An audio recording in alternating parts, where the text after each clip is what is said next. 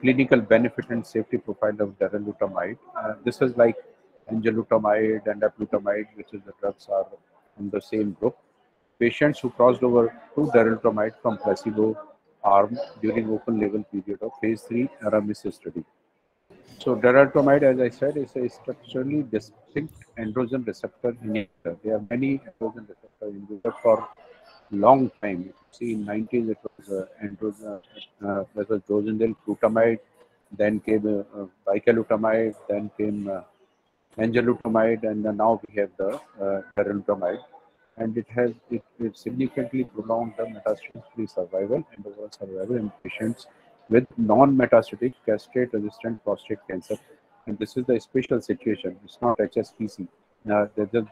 This drug does have a role in HSPC also, but here they have evaluated the role of the drug in non-metastatic CRPC, where the patient has failed ADT in first line, and then they were enrolled in this trial, which is phase 3 ARAMIS trial.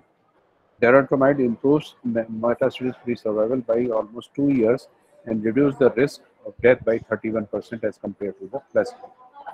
And it has got favorable side effects. When you go for see the against the placebo, there is only showing mild, less than 2% differentiation of the adverse events like fall, fracture, rash, and mental impairment. While there was only one side effect which are more than 10% was fatigue. And this was actually 8.3% in placebo arm and 13.2% in the darolutamide. After unblinding the ARAMIS on 30th November 2018, 170 patients receiving placebo were crossed over to the darolutamide during the open label period. Here we present these the results of the safety and the efficacy of darolutamide. Next, in the crossover patient. This was the trial. We start with patient with non-metastatic CRPC, that is castrate-resistant prostate cancer, who have PSA doubling time less than 10 months. And the stratification actually was done PSA doubling time less than 10 months versus PSA doubling time more than 6 months. And also the osteoblast target therapy, yes or no, were also used in the stratification. And darolutamide was given in the patient who actually were on darolutamide was 600 milligram twice daily plus ADT, while in placebo arm only ADT was continued as it was there.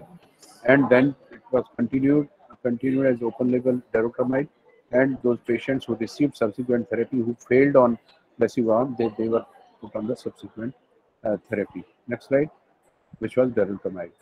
So here for placebo darolutamide, from placebo to darolutamide crossover patients, at final analysis cutoff was 15 November 2019, and PSA outcomes were used as to assess the final benefit because the treatment duration was not long enough to assess the metastasis-free survival or overall survival. The last outcome measurement before crossover from placebo to darolutamide was the crossover baseline value of PSA, and this is how they actually measured the next result of PSA, and then they came to the darolutamide, the MFS, and the overall survival. Adverse effect during the double-blind period were also compared with crossover patients in the same observation time, which was consistent with the median treatment solution in the duration of the crossover patient. Next.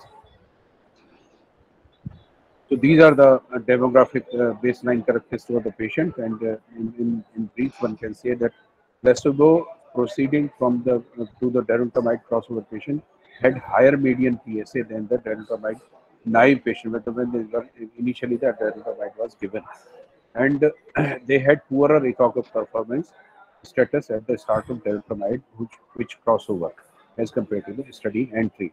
And the median range of the PSA in these patients was 11 nanogram per ml. Sorry, was median range of the treatment duration was 11 months, 1 to 12 months. Next, I'll tell you the median PSA also. Next, and these are the results. Maximum PSA decline from the crossover baseline was seen in 85% of the PSA patients of the placebo arm when they were switched over to darolutamide, and this was when you took the cutoff value of 50% or more PSA decline. Then 85% of the patient had decline of PSA. Next. But if you see here that if patients who have, if you see the PSA decline of 90%, if you see in these patients, 58, almost more than half of the patients did have the PSA decline more than 90%. 50%, as I have told you already, that they were 89% if you take cutoff value 50%. But if you take 30%, then cutoff value, then almost all the patients, 93.3 patients, did have the PSA decline, which is very good results. Only 3.4% of the patients did not have PSA decline when this crossover from placebo to darolutamide. Next. Yes, so you can see that the median baseline value was 19.8 of these patients, while in crossover, when they came to darolutamide, the median PSA came to 0.9 milligram per ml, which is a very good results in this setting, in this set of the patients. Next. So safety, if you see that there is not much safety concern in against the placebo, results are almost same except probably fatigue, and fatigue is also is not very high, but just to say that patient had similar or lower rates of AE as compared to the placebo, and most AE of interest had a lower incidence of placebo crossover arm as compared to the double blind period. So that's a very safe drug even after placebo, even the PSA has increased. Next. In conclusion, one can say that in Aramis trial, overall survival and metastatic survival results substantiated the clear benefit of early treatment with darolutamide in 170 patients who received darolutamide following the crossover from placebo. The clinical benefit of PSA response and safety profile were consistent with those of observed in the randomized darolutamide patients. Maximum PSA decline was achieved, decline of more than 50% was achieved in 85% of the patients at the time of crossover or time after crossover, and among those with PSA data of 16 weeks post-cross to crossover, one can say that 58% of these patients had more than 90% of the PSA decline. Crossover patient did not experience any worsening adverse events in this group of the patient. Next. So I'd like to say that this is the new drug which will be available in India also soon. We are already having trial in patients who are having HSPC type of cancer, like patient is detected initially and then we start this medicine. And this is the safety profile is best in all the androgen receptor inhibitors by this drug. Thank you.